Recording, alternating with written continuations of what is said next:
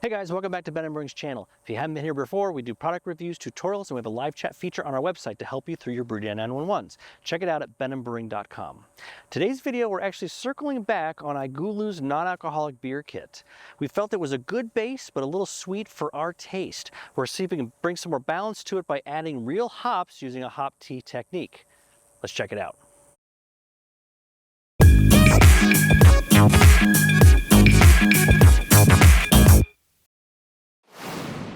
All right, before we get started with today's video, quick reminder, today's video is sponsored by iGulu. You'll find a 20% off coupon linked down below in the description if you do wish to purchase the iGulu F1 or S1.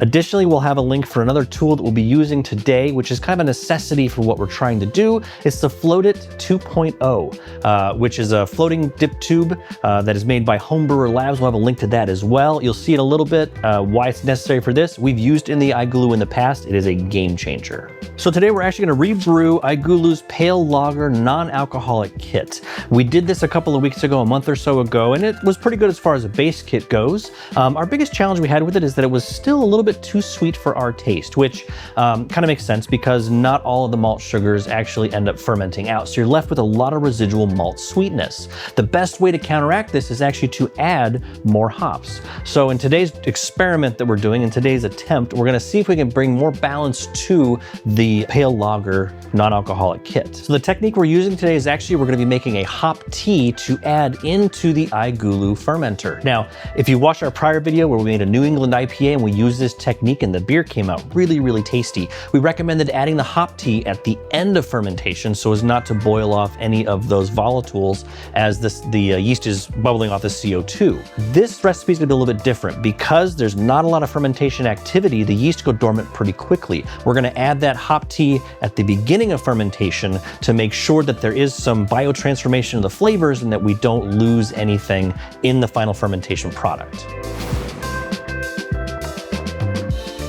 All right, so step one, we're gonna actually go ahead and make our hop tea. This really should be done ahead of time because you're gonna be boiling the hops in water to make sure that you're extracting all of the alpha acids that you can, and then you gotta let it cool down. Now, because it's a small volume, it shouldn't take that long to cool down. I recommend, if you can, just let it sit for 24 hours. So do it the night before, the day before, let it sit overnight, let it cool down. If you're kind of chomping at the bit to get it done, you could put it in the fridge and let it cool down a little bit faster. I wouldn't add it to the fermenter until a temperature of it was probably around 80 degrees because you don't want to really spike the temperature of your wort too much. It'll obviously come down, the iGulu will regulate it, but just be aware of the temperature of that before you add it. All right, so step one, you're going to add clean filtered water, about 8 ounces of water to a boiling pot that you're gonna be boiling on the stove. Next, you're actually gonna open up your non-alcoholic beer kit pack and you're gonna take out some of the dried malt extract. We're gonna be reusing some of this because we don't wanna add additional dried malt extract, which could potentially boost the sweetness or even raise the alcohol level above the non-alcoholic threshold.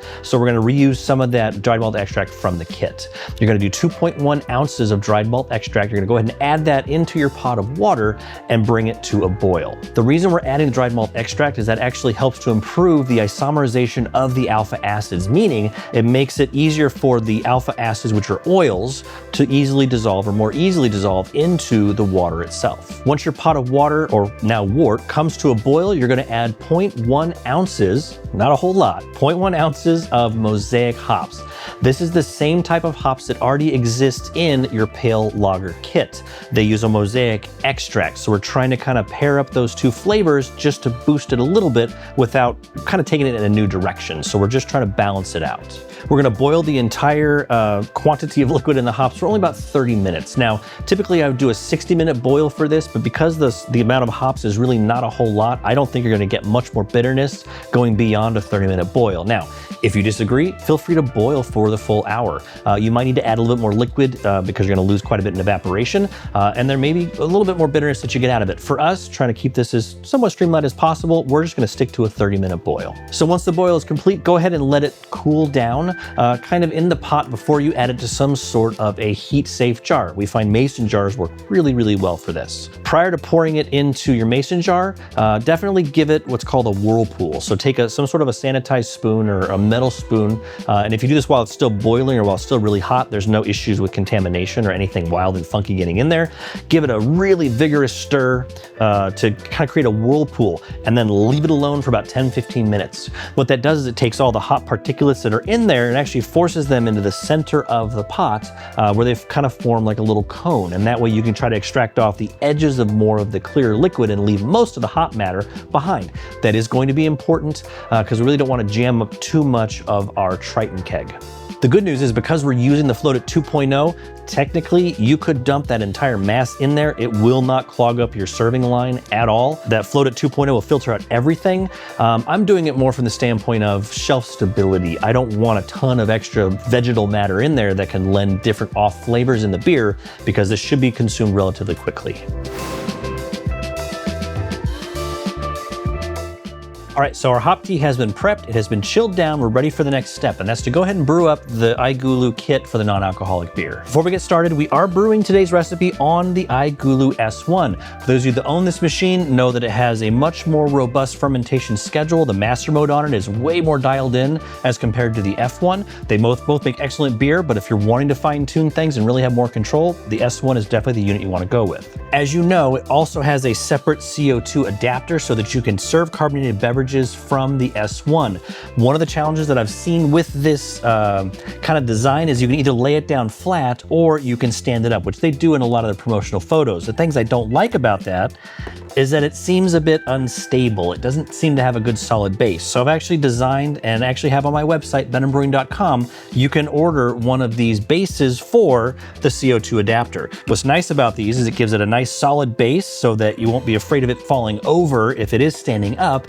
And not only does it come in two colors, your iGulu orange and black, if you want to kind of keep it to match the color scheme that's already going on, I actually have two hanger holes in there, two screw holes, so you can actually mount this on a wall, as you sometimes see behind me, to kind of keep it up out of the way and off the countertop, and you just run the tube over to your iGulu. It actually makes it a very nice, convenient setup. So check out the links below if you're interested in taking a look or purchasing one of those, and let me know if you have questions on it.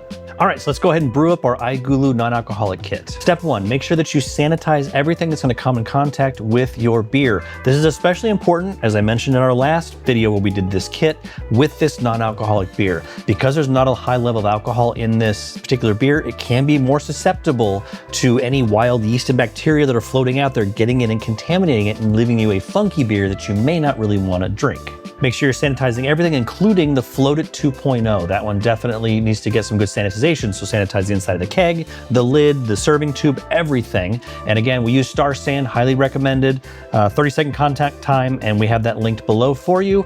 Make sure everything is nice and sanitized. From there, you're gonna add actually not 1 gallon, it's a little bit less than 1 gallon because we're gonna be adding some of the hop tea. So go a little bit below the 1 gallon mark on your Triton keg with clean filtered water. Again, we don't wanna have chlorine in the water because that will lend itself to off flavors. If you don't have a filtered water that you can use, just go to the store and buy some spring water. That should suffice perfectly with extract batches. Go ahead and follow the directions on your iGulu kit and add your hop extracts next into the water of your Triton keg. And at this stage, we're going to deviate slightly and go ahead and add our hop tea with the hop extracts. So everything is kind of combining together. If you followed our instructions from making the hop tea where you did the whirlpool and you're kind of minimizing the amount of hop matter that's left, in your mason jar, you'll notice if you let it sit 24 hours and to cool down, more of that hop matter will have settled out. So gently take it so you don't disturb it and pour it into your keg, leaving as much of that dregs kind of behind in the jar as possible. So we're actually kind of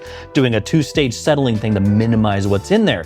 If some of the hop matter gets in there, it's not a big deal, especially if you're using the FlotIT 2.0, because it will filter out anything and not clog up any of your serving lines. Go ahead and add the rest of your dried malt extract into the Triton keg and stir it with a sanitized spoon until it's mostly dissolved or all dissolved if that's what makes you happy. Next, go ahead and pitch your yeast, sprinkling it on top of now wort in the Triton keg. Do not stir this in, let it sit on top and rehydrate kind of naturally at its own pace. Once that's done, go ahead and put your Triton keg lid back on the keg with the FlotIT 2.0 attached to it. Go ahead and seal it up with your keg lid latch and get ready to load it into your iGulu. Go ahead and put your Triton keg into your your iGulu, make sure you put or close the clamp on your serving tube so you don't get any sort of beer spraying out as it's fermenting, and attach the pressure monitor valve to the top of your Triton keg lid. Finally, you're ready to scan your RFID sticker and verify on the screen of your iGulu that it is the correct fermentation schedule for the non-alcoholic beer. All right, guys, so here we are in the tasting room. As always, my partner in crime, Christy, is with me joining for the tasting. It's been about a week since we last brewed this and added the additional hop tea to kind of boost the balance a little bit.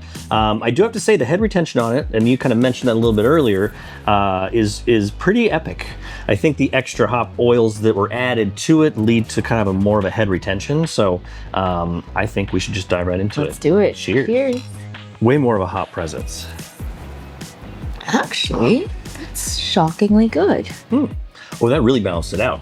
It was so sweet. I shouldn't say so sweet, that's an exaggeration. It was very malty in the original non-alcoholic.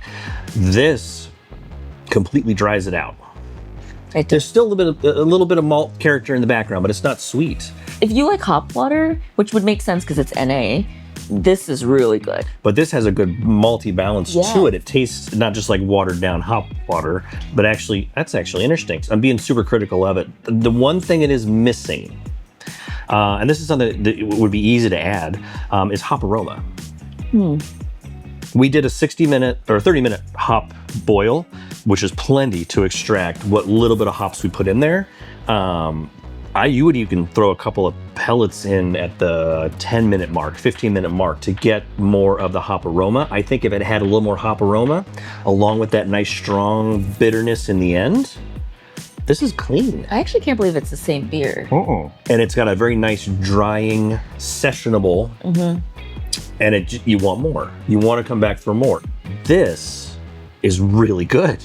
This is closer to if you do like a pale ale or an IPA, you would like this. We've had a non-alcoholic, or no, it was a low-carb beer we did. It was a couple of years ago. It was Dogfish Head does a low-carb beer. I don't know if they still do it, but that reminds me of this. If you're gonna plan on doing dry January, we're almost near the end of the year, this would be a good option. This is a good option. Yeah. Now, I did try it a couple days ago.